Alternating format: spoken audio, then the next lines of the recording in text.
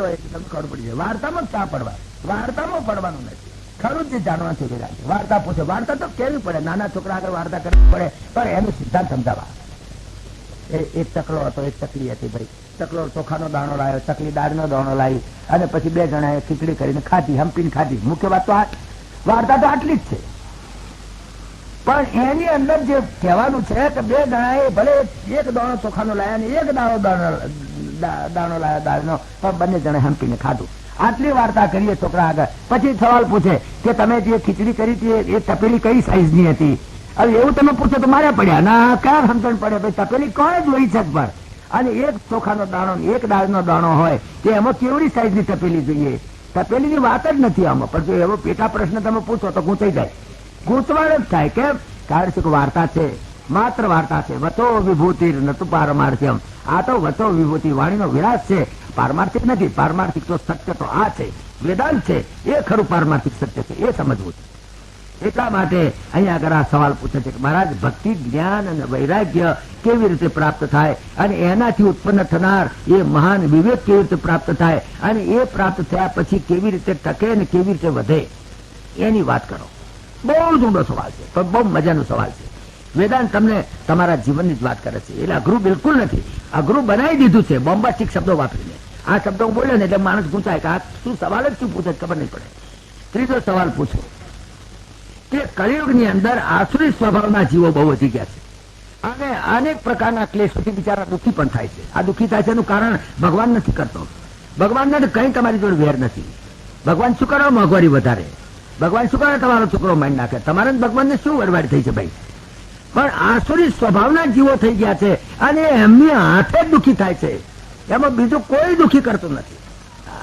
હવે એ જે દુઃખી થાય છે અનેક દુઃખોથી, એ બિચારા આક્રાંત થઈ ગયેલા છે, એમને શુદ્ધ એવી દૈવી શક્તિ સંપત્તિ પ્રાપ્ત થાય એનો ઉપાય બતાવો. મુખ્ય તો સવાલ આ છે, મારો તમારો સવાલ છે. ભાગવત વાંચવા બેઠા છીએ કે સાંભળવા બેઠા છીએ કે આપણા પ્રશ્નોના જવાબ મેળવવા માટે, આપણા પ્રશ્નોના, આપણા કોયડાનો નિકાલ કરવા માટે બેઠા છીએ. તો મારે આ સ્થિતિની અંદર કરવું શું? આ મોંઘવારી છે ઘટે, ભાઈ આ ગરીબી છે હટે, એમ બધા કહે છે. બધા બોલ બોલ તો બધા કહે છે ગરીબી હટાવો હટાવો, પણ બોલો તારે બોલો તો આવું ગરીબી હટ આવો હટ આવો હટ આવો, એમ ઉડતી અહીં પડે છે. ગરીબી અહીં પડે છે. ગરીબી હટ આવો હટ આવો હટ આવો જટ આવો, એમ બોલો છો. શું સમજાય છે, શું કઈ સમજ પડતી નથી. તો આ જીવોનું કલ્યાણ છે કરવું. ભાગવતમાં કઈ છે રસ્તો? કઈ આમાં મળી શકે એવું છે કે જેને અમે એ રીતે જીવીએ તો અમારી ગરીબી તો હટી જાય? હું આખા દુનિયાની નહીં તો અમારી તો હટે. પોતાની નથી હટાઈ શકતો, બીજાની શું હટાઈ શકવાનો હતો? જે આત્મ કલ્યાણ નથી કરી શકતો એ સમાજ કલ્યાણ પણ નથી કરી શકતો. જે સમાજ કલ્યાણ એકલો કરે છે પણ આત્મ કલ્યાણ નથી કરી શકતો, એ સમાજ કલ્યાણના અહંકારમાં ફરે છે, માત્ર અહંકાર. આત્મ કલ્યાણ ને સમાજ કલ્યાણમાં પહેલું કયું વધારે પ્રાથમિક કોને ઇમ્પોર્ટન્સ અપાય? તો એની અંદર પણ ભાગવત કહે છે આત્મ કલ્યાણ ચૂક્યા તો સમાજ કલ્યાણ તમે નહીં કરી શકો. જ્યાં પોતે પોતાને નથી ઓળખતો, બીજાને કેવી રીતે ઓળખી શકે?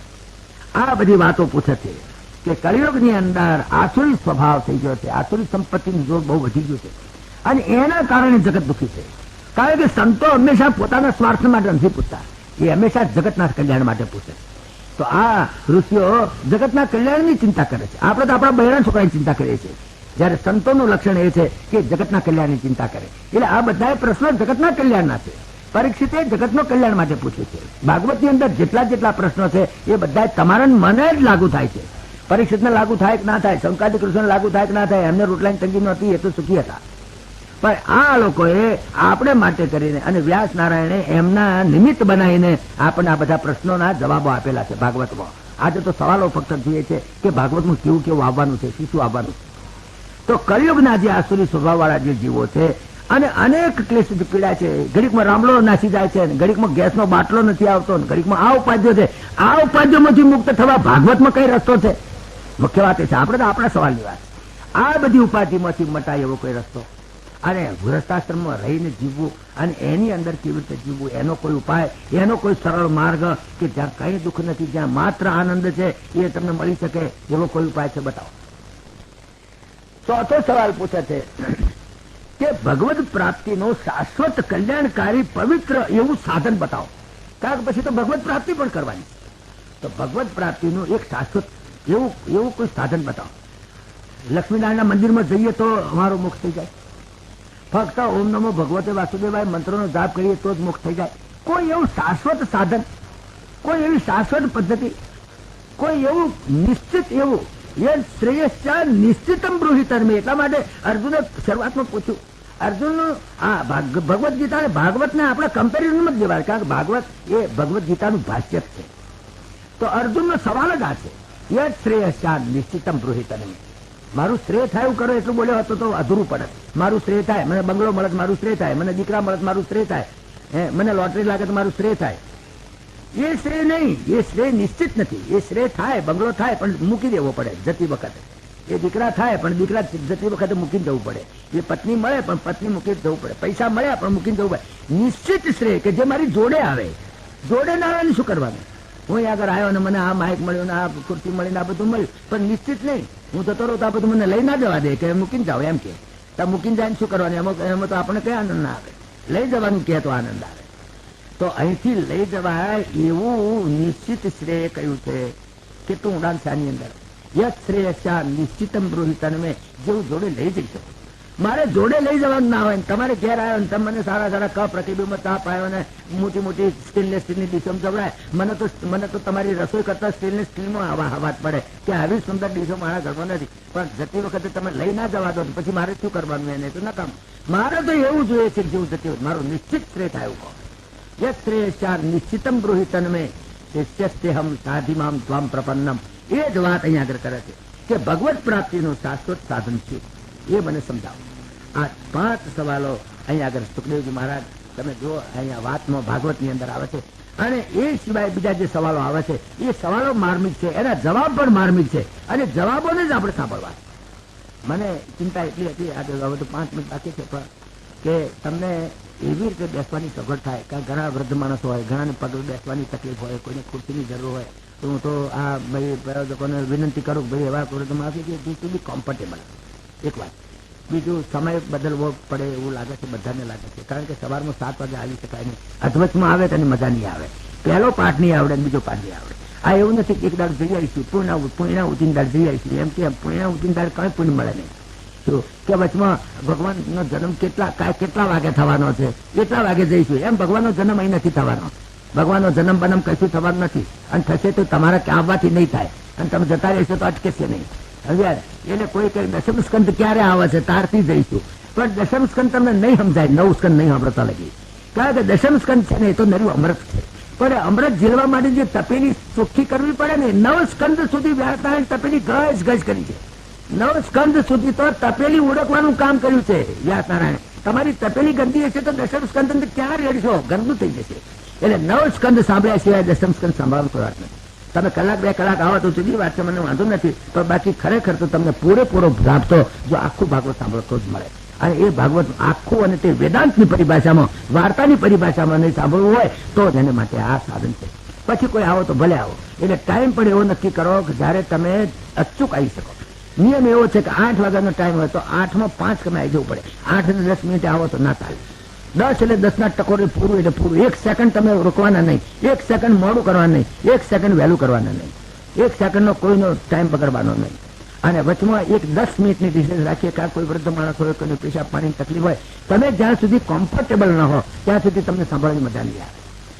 ટાઈમસર આવવા માટે પણ બહુ જ આગ્રહ રાખવો. બનતા સુધી તો ઘેરથી નીકળો અને તમને લાગે ટાઈમસર નહીં પહોંચાય તો રિક્ષાનું ભાડું ખર્ચવું જ નહીં. ખર્ચવું છતાં કોઈ સંજોગોની અંદર બિયોન્ડ યોર કંટ્રોલ કદાચ તમે મોડા પડી જાઓ તો છેલ્લા નંબર આવી જાય. ચૂપચાપ કોઈને ખબર ના પડે એવી રીતે. કારણ કે આમાં કોઈ મહાન નથી, બધા મહાન છે એમ માની લે. એટલે અત્યારે જાણે કે આ પ્રાર્થના તમને જે આપી છે તો આપણે એની અંદર મધુરાષ્ટકમ શરૂઆતમાં આપણે મંગલમ અને પછી મધુરાષ્ટકમ એનો પાઠ કરીને આપણે વિદાય થઈશું. પણ સાંજનો ટાઈમ આજે કેટલો રાખવાનો છે ભાઈ તમે કહો એટલે એને સમજણ પડે. સાંજનો ટાઈમ આજના પૂરતો બરાબર છે. આજે તો જાણે 6:30 આપણે આવીશું, 6:30 થી 9 સમજ્યા. આજે સાંજે 6:30 બદલે વહેલા તમારે જમી લેવું પડે. ઓફિસમાં જનાર હોય તો વહેલા જરા ઓફિસમાં પહોંચી જવું પડે. ડાયરેક્ટલી જવું પડે. 9:30 વાગે ઠરી ગયું હોય ખાવાનું, શિયાળાનો દાડો. હા તો પછી થાય તો બહુ સારી વાત. બધાનું ગજું નથી હોતું.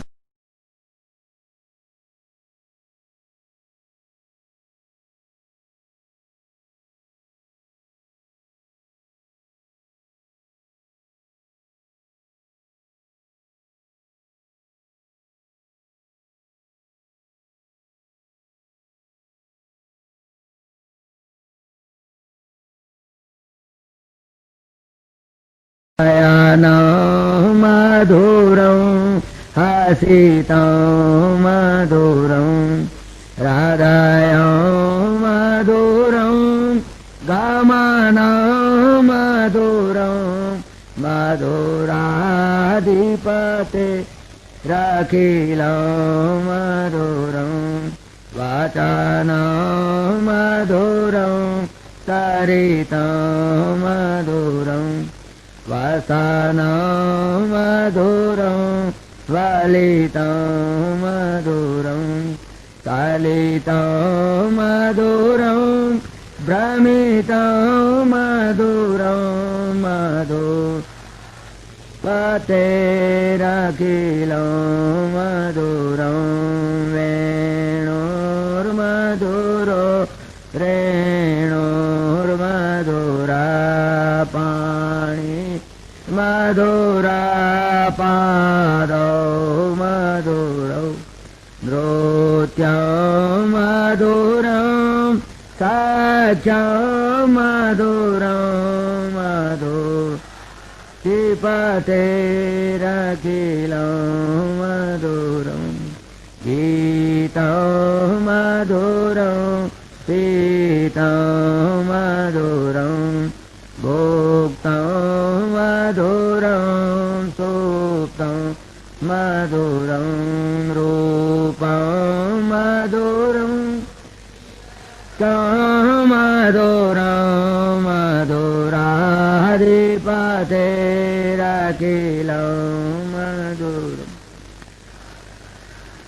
मधुरं तरणं मधुरं हरणं मधुरं रमणं मधुरं वमितं मधुरं समितं मधुरं दीप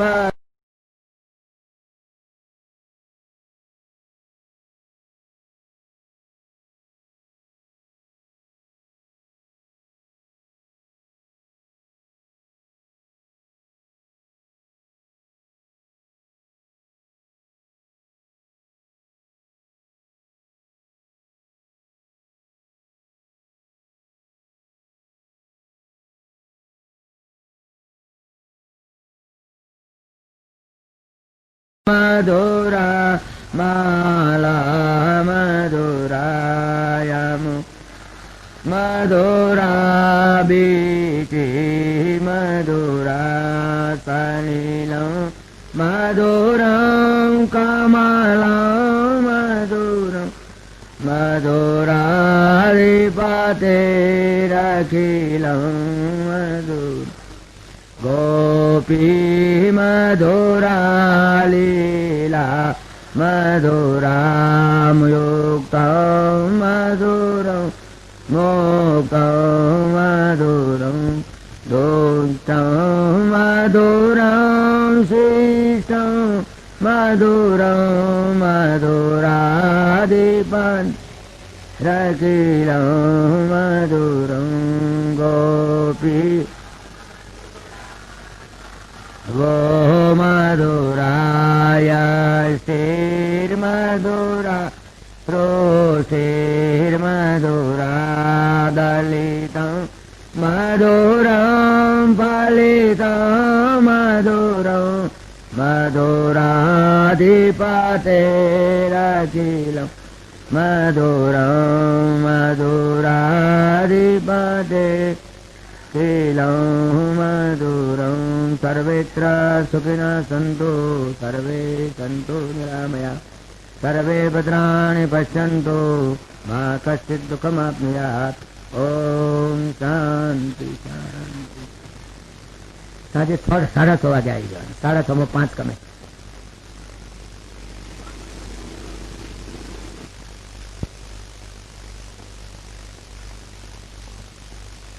नारायण नारायण नारायण नारायण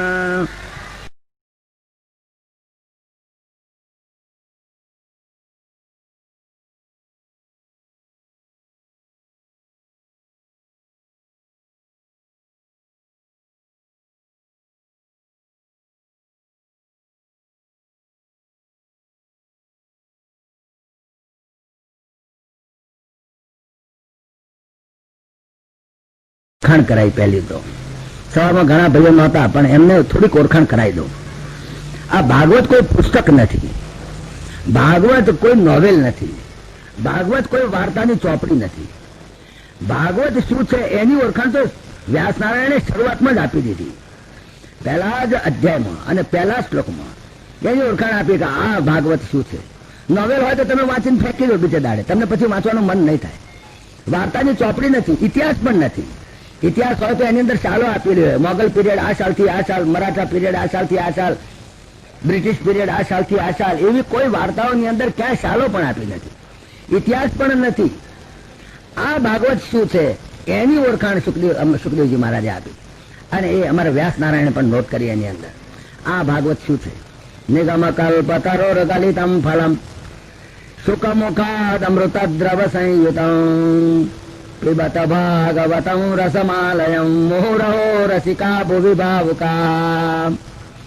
કે જે આ ભાગવત છે ને, એ ભાગવત તો ખરેખર વેદો અને ઉપનિષદો રૂપી જે કલ્પ વૃક્ષ, નિગમ કલ્પતરોર ગલિતમ ફલમ, વેદો ઉપનિષદો રૂપી જે મોટું કલ્પ વૃક્ષ, ઓર્ડિનરી વૃક્ષ નહીં, બાવળીઓ નહીં, વાંબો નહીં, માબલી નહીં, પણ જે કલ્પ વૃક્ષ જેની નીચે બેસો તો તમારી તમામ કામનાઓ પૂર્ણ થાય, એવું જે કલ્પ વૃક્ષ વેદો અને ઉપનિષદો રૂપી, અને એ કલ્પ વૃક્ષો ઉપર પાકીને ઉપર હાક થઈ ગયેલું એવું જે ફળ, એ ભાગવત.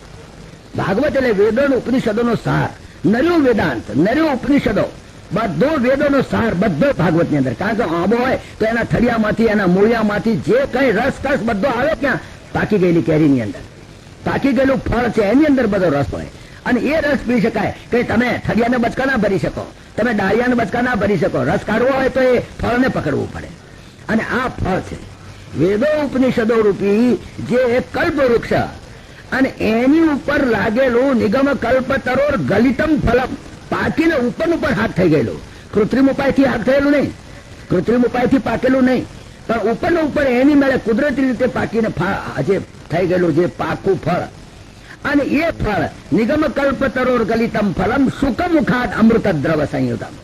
જયારે ફળ કાચું હોય ને, કેરી કાચી હોય ને ત્યારે કાગડા કોચે, તો જયારે પાકે ને બરાબર હાક થાય ને ત્યારે એને પોપટ ચાંચ મારે, એને સુખ ચાંચ મારે. સુખ એટલે પોપટ, સંસ્કૃત ભાષામાં પોપટ ને સુખ કહે છે, સુખ.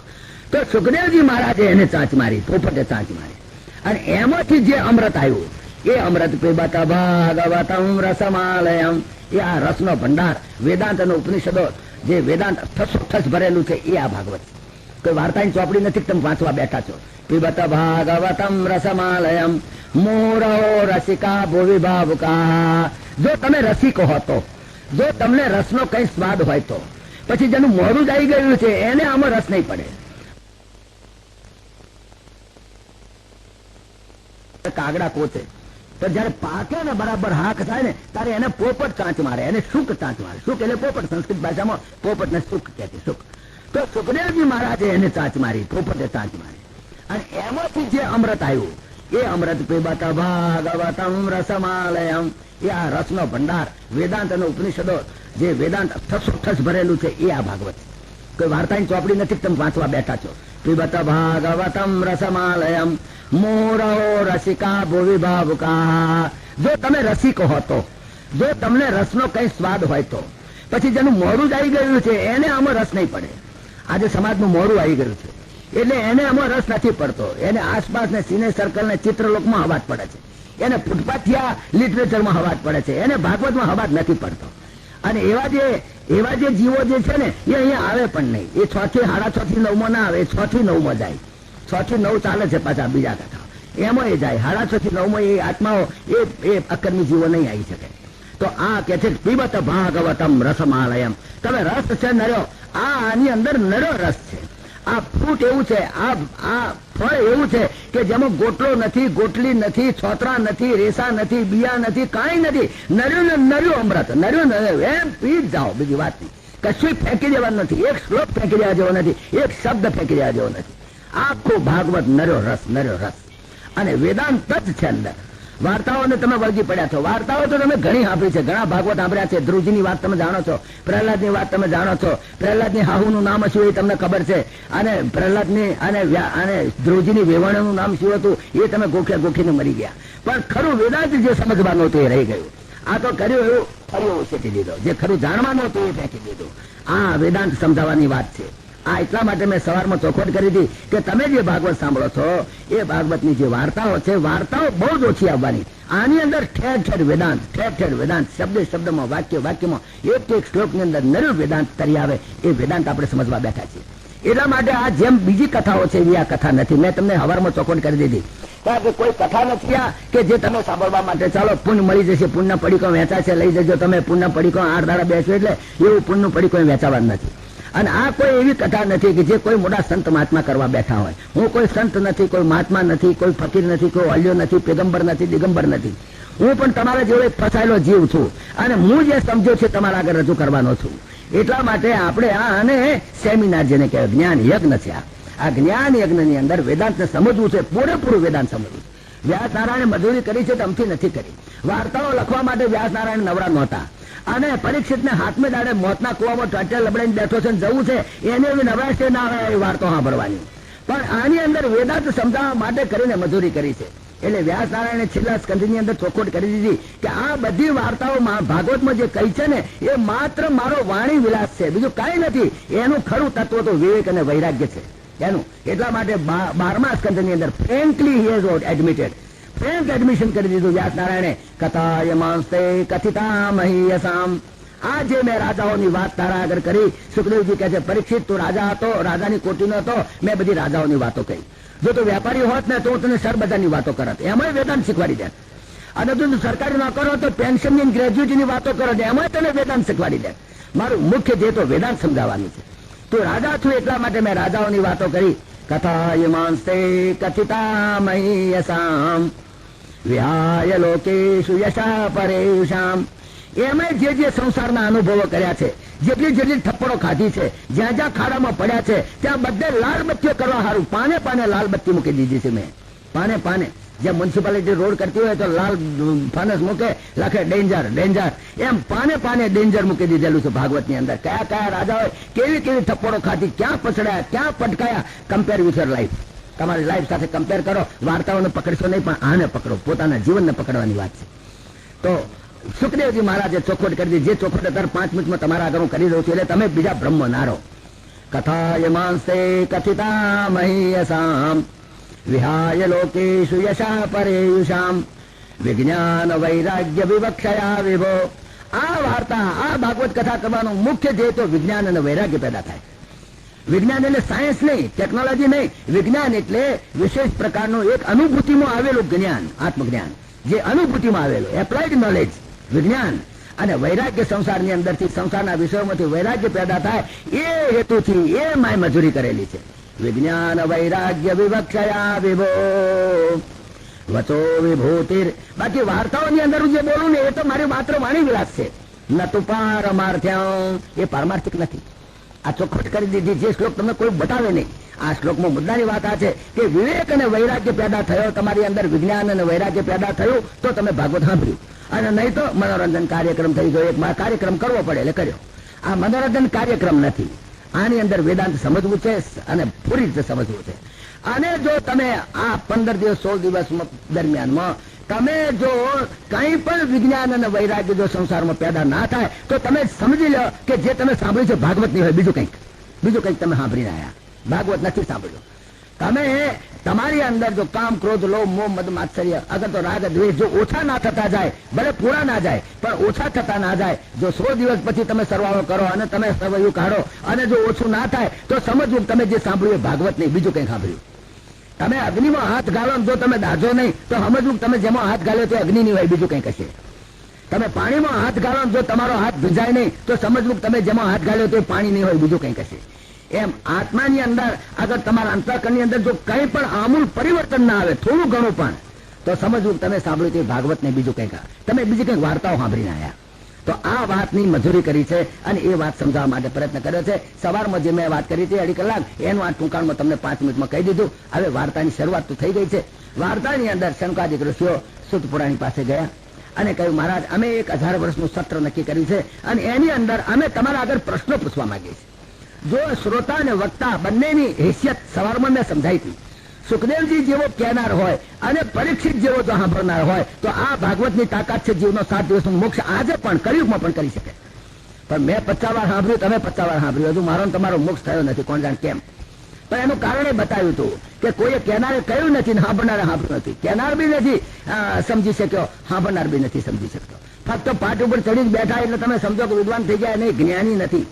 સુખદેવજી જેવો જ્ઞાની કહેનાર હોય, પરીક્ષિત જેવો સાંભળનાર હોય તો 7 દિવસમાં, જો કે પરીક્ષિત તો જ્ઞાની હતો, વિદ્વાન હતો, સંસ્કારી હતો, ઉચ્ચ કુળનો હતો, એનો તો મોક્ષ થયો. પણ ધુંધુકારી જેવા ભૂત પ્રેત પિશાચનો પણ મોક્ષ કરી શકે એટલી તાકાત ભાગવતમાં છે આજે પણ, 1986 સાલમાં પણ કાં તો સાંભળનાર કાં તો કહેનાર, બેમાંથી ક્યાંક ગરબડ છે, નહીં તો આ બને નહીં. તો ભાગવતની તો એટલી જ ક્ષમતા છે, એમાં કંઈ ઓછી થઈ નથી. તો ભાગવતની અંદર અનેક સવાલો પૂછ્યા છે, અનેક સવાલ. મુખ્ય સવાલ તો એક જ પૂછો, તમે સવારમાં કહી દીધો. આખો ભાગવતનો એક જ સવાલ સુખદેવજી મહારાજ આગળ જે આવીને બેઠા પરીક્ષિતે પૂછ્યો. મહારાજ એક જ સવાલ પૂછવો છે, વધારે નહીં. આ સવારનું જે મેં વાત કરી હતી એ 10 મિનિટમાં તમને સિનોપ્સિસ કહી દઉં એટલા માટે કે પરીક્ષિતે એક જ સવાલ પૂછ્યો છે અને એક જ સવાલ એટલો માર્મિક પૂછ્યો જેની ઉપર આખું ભાગવત ઉભું થઈ ગયું. આમ તો પૂછ્યા પેટા સવાલો ઘણા, પણ મુખ્ય સવાલ એક, અને એ સવાલ પહેલા સ્કંદના છેલ્લા અધ્યાયના છેલ્લા શ્લોકની અંદર પૂછી દીધો. મહારાજ એક સવાલ પૂછવો છે, અત્યંત માર્મિક સવાલ. અને એ સવાલ એને કેટલો માર્મિક પૂછ્યો છે કે જેને સમજાવવા માટે 12 સ્કંદ લખવા પડ્યા, જે પ્રશ્નને સમજાવવા માટે 18,000 શ્લોક લખવા પડ્યા સુખદેવજી મહારાજને, બોલવા પડ્યા. અને એનો જવાબ પણ એક જ આપ્યો છે સુખદેવજી મહારાજે બીજા સ્કંદની શરૂઆતમાં, પહેલા જ અધ્યાયની શરૂઆતમાં. અને એ પણ એટલો માર્મિક જે સમજવા માટે 12 સ્કંદ 18,000 શ્લોકો બોલવા પડ્યા. તો કેટલો માર્મિક સવાલ છે. આમ તો સવાલ તો તમને કહું તો તમને એમ લાગે કે આ સવાલમાં શું મોટું છે. સવાલ પૂછ્યો છે અમારી ગામડિયા ભાષાની અંદર, તમને કહી અમારી તરોતરીય ભાષામાં, તો પરીક્ષિતે ફક્ત એક જ સવાલ પૂછ્યો, મહારાજ મોતના કુવામાં ટોટિયા લબડાઈને બેઠો એને શું કરવું? બસ આ જ સવાલ છે, બીજો સવાલ નથી. પરીક્ષિતે સવાલ આ જ પૂછ્યો, કારણ મોતના કુવામાં ટોટિયા લબડાઈને જ બેઠો હતો એટલે એને આ જ સવાલ પૂછ્યો. એને બીજા સવાલની જરૂર જ નથી. એને પંજાબનું કોકડું ઉકળે કે ના ઉકળે, બિહારનું કોકડું ઉકળે કે ના ઉકળે, એની કાંઈ ચિંતા નથી. એને તો આ જ કરવું છે કે મોતના કુવામાં ટોટિયા લબડાઈને બેઠો તો હવે શું કરવું? કેમ? પરીક્ષિતે સવાલ પૂછ્યો, કારણ કે એના હાથમાં જવાનું હતું એટલે એ સવાલ એને લાગુ થાય, તમને મને નહીં થાય. કારણ આપણે કોઈ સવાલ છે જ નહીં. આપણે ક્યાં મોતના કુવામાં ટોટિયા લબડાઈને બેઠા છીએ? પણ આપણે એ સમજણ પડતી નથી. પરીક્ષિતને નિમિત્ત બનાવીને આપણો સવાલ પૂછી માર્યો વ્યાસ નારાયણે કે પરીક્ષિતને તો 7 દાડાની ગેરંટી હતી કે 7 દાડા તું જીવતો રહેવાનો જ છું. જયારે તમને મને કોઈ 7 કલાકની ગેરંટી આપવા તૈયાર નથી. કોઈ LIC વાળો આમાં બેઠો હોય તો 7 કલાકની ગેરંટી આપે, અગર 7 મિનિટની ગેરંટી આપે, અગર 7 શ્વાસની ગેરંટી આપતો હોય તો આપણે તૈયાર છીએ. પણ એક શ્વાસની ગેરંટી નહીં. આ મિનિટે શ્વાસ ઉભર્યો એટલો બેહે કે કેમ એ શંકા છે, અને બેઠો તો ઊંઠો કે કેમ એ શંકા છે. માટે કરીને વ્યાસ નારાયણે આખી ભાગવતમાં મજૂરી કરી અને એક જ વાત સમજાઈ, પ્રતિશ્વાસમ સવિશ્વાસમ રામમ ભજ દિને દિને. પ્રત્યેક શ્વાસની અંદર રામને, કારણ દરેક શ્વાસ, દરેક ક્ષણ મૃત્યુની ક્ષણ છે. એક કે એક ક્ષણ મૃત્યુની ક્ષણ છે. પછી સિકંદર હોય, હિટલર હોય કે મોટો ચંગીઝ ખાન હોય કે મોટા ગમે તે હોય, પણ છેલ્લી દરેકની છેલ્લી ક્ષણ મૃત્યુની ક્ષણ એ દરેક શ્વાસે શ્વાસે ક્ષણ છે. એટલા માટે કરીને સુખદેવજી મહારાજે એને જવાબ આપ્યો અને એ જ મુદ્દાનો જવાબ એમણે આપ્યો. અને એમણે કહ્યું, તસ્માત ભારત સર્વાત્મા ભગવાન ઈશ્વરો હરિ શ્રોતવ્ય કીર્તિતવ્ય સ્મર્તવ્ય ઈચ્છતા ભયમ જન્મ લાભ પરમ પુરુષામ અંતે નારાયણ સ્મૃતિ. આખી જિંદગીનો સરવાળો, આખી જિંદગીની મજૂરી જે કંઈ છે એનું સરવાળો તમે કરો, અને જો છેલ્લી મિનિટે જો નારાયણનું નામ મુખમાં ના આવ્યું તો તમે દિવાળો ફૂંકીને ગયા, બીજી વાત જ નહીં. તમે જે કંઈ પુણ્ય લયા હતા એના ચેક ફાડ્યા, વાપરી નાખ્યું. પુણ્ય ગઈ ખતમ અને પાપના પોટલા ભાજીને ચાલ્યા ગયા. તમે દિવાળો ફૂંકીને ગયા. યુ આર સ્પિરિચ્યુઅલી બેંકરપ્ટ થઈને જવું નથી. એટલા માટે પરીક્ષિતે આ મજૂરી કરી છે, એટલા માટે સુખદેવજીએ મજૂરી કરી છે. બાકી સુખદેવજી જેવો માણસ કે નવરો નથી કે આવા 7 દાડા સુધી બેસી રહે. અને પરીક્ષિતને અત્યારે ટાઈમ નથી કે આવી વાતો ને રાસલીલા અને આ દામોદર લીલા અને આ બધી લીલાઓને અને એની અંદરની બધી રાજાઓની વાતોને સાંભળવા બે અને બધા વંશ વૃક્ષો બધું સાંભળવા બે. એટલે આ ભાગવત એ મુખ્ય વસ્તુ છે. એની અંદર પ્રશ્ન અને ઉત્તરમાં બધી વાત છે. આખા તમામ શાસ્ત્રો આપણા પ્રશ્ન અને ઉત્તરમાં જવાબ આપે છે. દરેક જગ્યાએ તમે જુઓ, રામાયણમાં જુઓ, શંકર ભગવાન પાર્વતી સવાલ પૂછે, શંકર ભગવાન જવાબ આપે. ગરુડ સવાલ પૂછે, કાગભૂષણજી જવાબ આપે. અર્જુન સવાલ પૂછે, કૃષ્ણ જવાબ આપે. જન્મેજય રાજા પૂછે, વૈશંપાયન જવાબ આપે. તમામ શાસ્ત્રો પરીક્ષિત સવાલ પૂછે અને સુખદેવજી મહારાજ જવાબ આપે. સવાલોની અંદર ચાલે છે. એટલે સવારમાં 4 સવાલો આપણે કીધા હતા. શૌનકાદિક ઋષિઓ, 88,000 ઋષિઓ, શુદ્ધ પુરાણી આગળ જઈ અને એમણે સવાલ પૂછ્યો. સવાલ જ એવા છે કે જે સવાલ સમજવો પણ મુશ્કેલ પડે, પણ આપણે સરળ ભાષાની અંદર સમજવું છે. જરા પણ બોમ્બાસ્ટિક નથી સમજવું. વેદાંત જરાય અઘરું નથી, બિલકુલ સરળ છે. ફક્ત એનો ઉપયોગ કેવી રીતે કરવો એ આવડે તો. નહીં તો બોમ્બાસ્ટિક તમે સાંભળો બધા બીજા દાડા આવે ને ભાઈ અમારું તો માથા ફોડ છે, આમાં તો અમારો મધ ખાયો નથી. પણ વેદાંત બહુ સિમ્પલ છે, કારણ કે તમારા જીવનની વાત કરે છે. હી ડિસ્ક્રાઇબ યુ.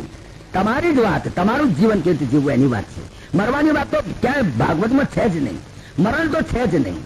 એટલે ઘણા માણસો આપણા ભાગવતને આપણી ગીતાને પેસિમિસ્ટિક સમજે છે. ભાઈ નિરાશાવાદી છે, મરી જવાનું છે, મરી જવાનું છે. મરવાની વાત જ નથી. સુખદેવજી મહારાજ આગળ છેલ્લી મિનિટે એને કહી દીધું, મહારાજ મને મરવાનો ભય જ નથી. 1000 તક્ષકના ગાયન કાઢ્યા તો મને કઢી શકે એમ નથી. મારા દેહને કાઢ્યું હોય તો કાઢ્યા, બાકી મને કોઈ કઢી શકે એમ નથી. કારણ કે તો અચ્છેદ્યોયમ અદાયોયમ અક્લેદ્યો અચોચેવત નિત્ય સર્વગત સ્થાણો અચળોયમ સનાતના. એ વાતને બરાબર મગજમાં ઘુસાડી દીધી સુખદેવજી મહારાજે કે તને કોણ કાઢી શકે, તું કોનાથી ગભરાય છે? અરે તારું તો જીવન છે ને એ તો it's a continuous life. Continuous છે. Life is real, life is earnest. And the grave is not its goal. Dust thou art, to dust returneth, was not spoken of the soul. मिट्टी में से आया है, मिट्टी में मिल जाना है. એ વાત બાઇબલમાં જે લખી છે, dust thou art, to dust returneth, એ તો તમારા દેહ માટે લખી છે, તમારા માટે નહીં. પણ તમે કોણ છો બસ એ જાણી લો. એ જ સમજાવવાની બધી મજૂરી છે ભાગવતની અંદર. એટલા માટે સૌનકાદિક ઋષિઓએ સવાલ પૂછ્યો શુદ્ધ પુરાણી આગળ. 4 સવાલો પૂછ્યા. સવારમાં મેં કહ્યા હતા. પહેલું તો એને એ કહ્યું કે મહારાજ ભગવત કથાનો સાર શું? ભગવત કથા તો કેટલી સાંભળી, અમારા માથા પાકી ગયા છે.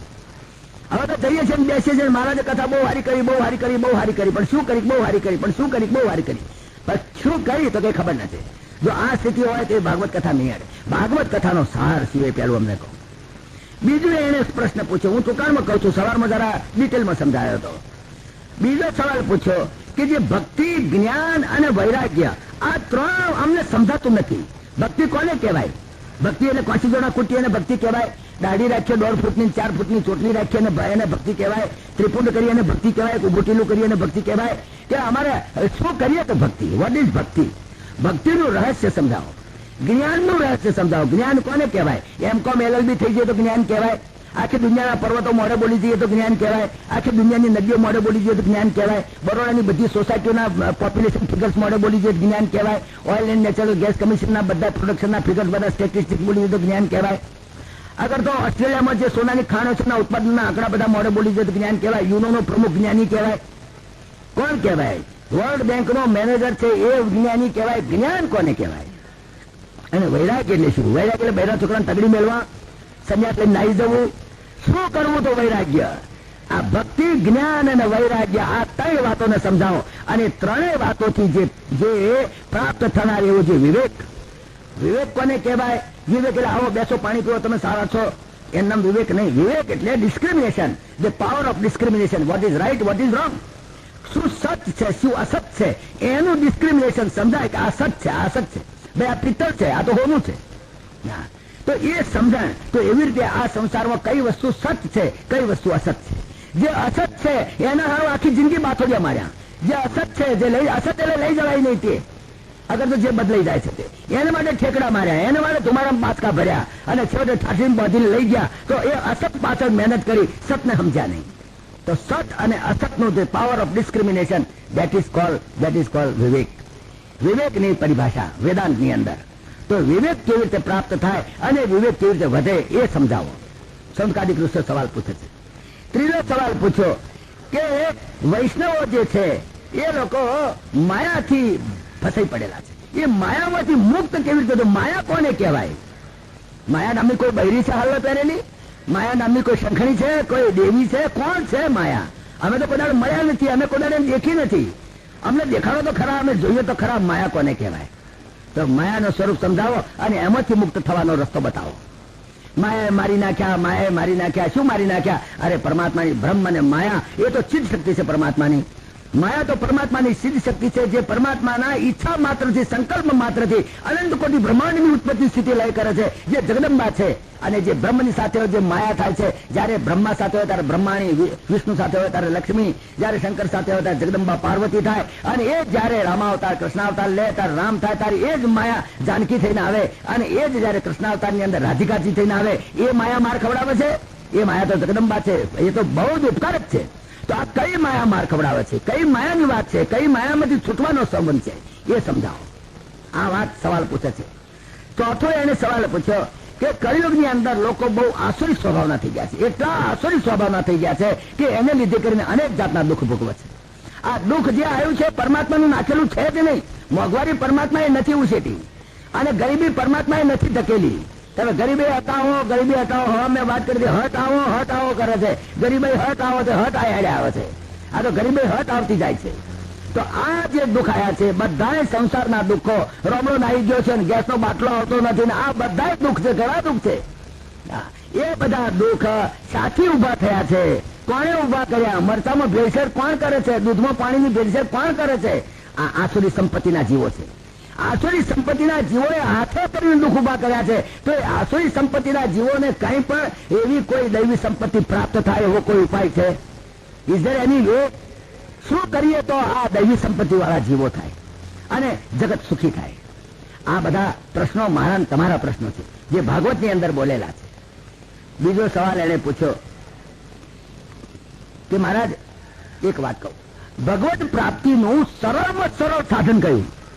જે શોર્ટકટ, અમારે શોર્ટકટ જે છે, કારણ કે ટાઈમ ઓછો છે, એટલો બધો ટાઈમ નથી કે જ્યાં રોજ હોળ દાડા સુધી બગાડીએ અને તે પાછા નોકરી ધંધો વેપાર હજાર જાતની ઉપાધ્યો, સવારમાં ઉઠીને નાવું ધોવું, છોકરા બૈરા દવાખાને લઈ જવા લાવવા, આ ઉપાધ્યો, બપોરે ઓફિસમાં જઈએ, દુકાને જઈએ, ત્યાં ભડાફૂટ જે ઘેર આવે ત્યારે વેવાણો લોહી પીતા હોય, આ બધી ઉપાધ્યોની અંદર અમે કયા દાડે ઊંચા આવીએ અમે તો ભગવત પ્રાપ્તિનું અમને કોઈ સાધન સરળ એવું બતાવો, સરળ બતાવો. હા, આ સવાલો પૂછ્યા છે અને આ સવાલોના જવાબો જ્યાં શંકાદિક ઋષિએ પૂછ્યા, સુત પુરાણી જવાબ આપે છે. બહુ સુંદર જવાબ આપે. તમે જુઓ, સુત પુરાણીએ કહ્યું કે જો ભાઈ ખરી વાત કહું તમારા આગળ કે આ બધા સવાલના જવાબ સુખદેવજી મહારાજે પરીક્ષિતના આગળ જે કથા કરી હતી ભાગવતી એમાં આવત છે. એટલે હું તમને એક કરું, સવાલો જવાબ આપવા કરતા ભાગવત સંભળાવતો, સીધી વાત ભાગવત તમને સંભળાવ. એની અંદર પરીક્ષિતે જે તમારા સવાલો છે ને એને રિપીટ કર્યા છે. આગળ તો એ જ સવાલો છે અને દુનિયાના બધાના આ જ સવાલો છે, બધા કોમન છે સવાલો. સત્યુગ હોય, દ્વાપર હોય, ત્રેતા હોય કે કળિયુગ હોય, જે હ્યુમન નેચર પ્રિવેલ્સ એવરીવેર. પછી human nature, human weaknesses are prevalent in any country, in any generation. કોઈ પણ કાળ હોય, કોઈ પણ દેશ હોય, ઇંગ્લેન્ડ હોય, અમેરિકા હોય, જાપાન, જર્મની, ઇન્ડિયા, ગમે ત્યાં હોય, આગળ તો સત્યુગ હોય, દ્વાપર હોય, ત્રેતા હોય, કળિયુગ હોય, કોઈ પણ જગ્યાએ તમે જો human weaknesses prevail, human weaknesses છે. અને ફક્ત ડિગ્રીમાં થોડો ફેર, કોઈ જગ્યાએ વધારે સત્વગુણ હોય, કોઈ જગ્યાએ વધારે રજોગુણ હોય, કોઈ જગ્યાએ વધારે તમોગુણ હોય. એટલે એ પ્રશ્નો તો બધાના કોમન છે. આ તમે જે સવાલો પૂછ્યા ને એ સવાલો પરીક્ષિતે બહુ ડિટેલમાં પૂછ્યા છે. સુખદેવજી મહારાજે બહુ ડિટેલમાં જવાબ આપ્યા છે. માટે હું તમારા આગળ ભાગવત કથા કહીશ. પણ ભાગવતની કથા હું તમને કહું, એ જયારે સુખદેવજી મહારાજ જયારે ભાગવતની કથા કરવા બેઠા, પરીક્ષિત સામે બેઠેલો સુખદેવજી મહારાજ આયા, પગે લાગીને એમની કહ્યું કે મહારાજ આ પ્રશ્ન એને જયારે પૂછ્યા મોતના કુવામાં ટંટ્યા લબડાઈને બેઠો એને શું કરવું, ત્યારે સુખદેવજીએ કહ્યું મને મારા પિતાએ ભાગવત સંભળાવ્યું છે, હું તને સંભળાવું, એમાં બધું આવી જશે. આ ભાગવતની કથાની જ્યાં શરૂઆત થઈ ને અને તે વખતે દેવો આયા. દેવો એટલે પૈસાદાર માણસો, દેવો એટલે સ્વર્ગમાં રહેનારા. સ્વર્ગ કોને કહેવાય? જ્યાં ઇન્દ્રિયો અને ઇન્દ્રિયોના વિષયોને ભોગવવા માટે સંપૂર્ણ સુવિધા હોય, જ્યાં આગળ ઇન્દ્રિયોને બેકાવવા માટે, જ્યાં ઇન્દ્રિયોને વકરાવવા માટે જ્યાં સંપૂર્ણ સામગ્રી હોય અને રેડીલી અવેલેબલ હોય એવી જે જગ્યા, એનું નામ સ્વર્ગ. સ્વર્ગ કોઈ જ્યોગ્રાફિકલ એરિયા નથી. અહીં બરોડામાં પણ 2-4 જગ્યાઓ સ્વર્ગ જેવી હશે, 5 સ્ટાર હોટલો હશે, મુંબઈમાં છે, અમદાવાદમાં છે, બધી ઘડે. મને બરોડાની બરાબર ખબર નથી, પણ અમદાવાદમાં કે એલિસ બ્રિજમાં સ્વર્ગ ઘણી જગ્યાએ છે. સ્વર્ગ એટલે એવી જગ્યા કે જ્યાં આગળ નરે પેડા જ પેડા, જલેબી જ જલેબી, બસ પેલા શું કહેવાય એને, ગુલાબજાંબુ જ ગુલાબજાંબુ, બીજું કઈ મળે જ નહીં. અને સિનેમા, નાટક, વિડીયો, જ્યાં બધા ઇન્દ્રિયો, 5 ઇન્દ્રિયોને પરિપૂર્ણ દેખાવા માટે, એને ઉશ્કેરવા માટે અને એના સુખોને ભોગવવા માટેની સંપૂર્ણ સામગ્રી જેનું નામ, એનું નામ સ્વર્ગ. સ્વર્ગ ક્યાંય આકાશમાં લટકતું નથી. It is not a geographical area. એ કોઈ ભૌગોલિક પ્રદેશ નથી. સ્વર્ગ અહીં બેઠા ને ટિકિટ પાડીને સ્વર્ગ ભેગા થઈ જાઓ એવું નથી. અને નર્ક કોને કહેવાય? જ્યાં ખાવાના ફાફા પડે છે, જ્યાં આગળ લુગડા પહેરવાના મળતા નથી, જ્યાં ભૂંડ કરતા અત્યંત ખરાબ સ્થિતિમાં જીવે છે ઝુંપડપટ્ટીની અંદર, કે જ્યાં ભૂંડ ન રહી શકે એવી સ્થિતિમાં જીવે છે, એનું નામ નર્ક. તો સ્વર્ગ અને નર્ક બધું અહીં મુંબઈ કોઈ ગયો તો મને પૂછતા હતા કે તમે અહીં કેવું લાગ્યું? મેં કોઈ અહીં સ્વર્ગ જોવા લાયક છે, નર્ક જોવા લાયક છે, સ્વર્ગ રહેવા લાયક છે. નર્ક જોવા લાયક છે ને સ્વર્ગ રહેવા લાયક છે, બસ. તો સ્વર્ગ અને નર્ક એ કોઈ જ્યોગ્રાફિકલ એરિયા નથી, એ કોઈ ભૌગોલિક પ્રદેશ નથી. તો એવા જે સ્વર્ગમાં રહેનારા જે લોકો એને બધા દેવો કે છે. દેવો કે છે. દેવોને કઈ પૂંછડા ઉગતા નથી, દેવોને કઈ શિંગડા ઉગતા નથી, કે દેવોને કઈ કપાળની અંદર કઈ કમળ ઉગતા નથી. કમળ ઉગ્યા હોય કપાળમાં, અગર માથામાં કમળ ઉગ્યા દેવ એવું નહીં. જેની પાસે સમૃદ્ધિ પુષ્કળ છે, લખલૂટ, ક્યાં પૈસા વાપરવાનો સવાલ છે, ક્યાં ઉડાપાયા પૈસા, ક્યાં આગળ વાઇન, વિમેન એન્ડ વેલ્થ, આ ત્રણ જ્યાં ભેગું થાય અને જેની પાસે હોય બસ એનું નામ દેવ. દેવો બધા આનંદ કરે છે, અપ્સરાઓ જોડે ફરે છે, નાચે છે, કૂદે છે, વિડીયો જુએ છે. આ બધા દેવો. એ દેવો એક વખત આયા. દેવો જયારે સુખદેવજી મહારાજ કથા કરતા હતા અને કથાની શરૂઆત કરી ત્યાં દેવો આયા. દેવો આવીને આયા તો આયા, પણ જોડે કળશ લેતા આયા. એ ચેકબુક લેતા આવે જોડે, પૈસા જોડે લેતા હતા. 5,000 મેં આલ્યા છે, મને આગળ બેહાડો એમ કરીને વાત કરે. કારણ કે એ લોકોનો પહેલો નંબર 5,000 પોથી માસ્તર, 1,000 પોથી માસ્તર, 2,000 રૂપિયા ભાગવતની પોથી ઉચકનાર માસ્તર, આવા બધા. આ બધા દેવો એ ત્યાં આગળ આયા તે અમૃત કુંભ લીધા. અમૃત કુંભ એટલે બધું સિમ્બોલિક છે. આ બધી ભાગવતની બધી ભાષા સમાધિ ભાષા છે. હા, હવે કોઈને કઈ ખોટું લાગે એટલે એને બિચારા દેવો નામ આપ્યું. એટલું જ દેવો આયા. આઈને સુખદેવજી મહારાજના કોનમાં કોણ પૂછ્યા કરવા માંડ્યા. સુખદેવજી મહારાજમાં કોણ પૂછ્યા કરવા માંડ્યા, મહારાજ તમે આ પરીક્ષિતને આજે શું કરવા તમે કથા સંભળાવો છો? તો કે એને અમર કરવો છે. હવે આત્મા તો અમર જ છે, એનું આત્માનું સ્વરૂપ સમજાય તો અમર થઈ જાય. પણ આ દેવોના આત્માનું સ્વરૂપ તો સમજાયું નથી. એમને અમર આપણે કહીએ છીએ, એ અમર નથી, એ પણ મરણાધીન છે. દેવો પણ મરણાધીન છે. બ્રહ્મા શીખે મરણાધીન છે. ભગવદ્ ગીતાની અંદર ભગવાનની વાતની ચોખવટ કરી દીધી છે. આ બ્રહ્મા ભુવનાદ લોકા પુનરાવર્તિનો અર્જુના, કીટ પતંગથી માંડીને બ્રહ્મા સુધીને પણ બધાને મૃત્યુ તો છે જ. મોત કોઈ ન છોડે નહીં.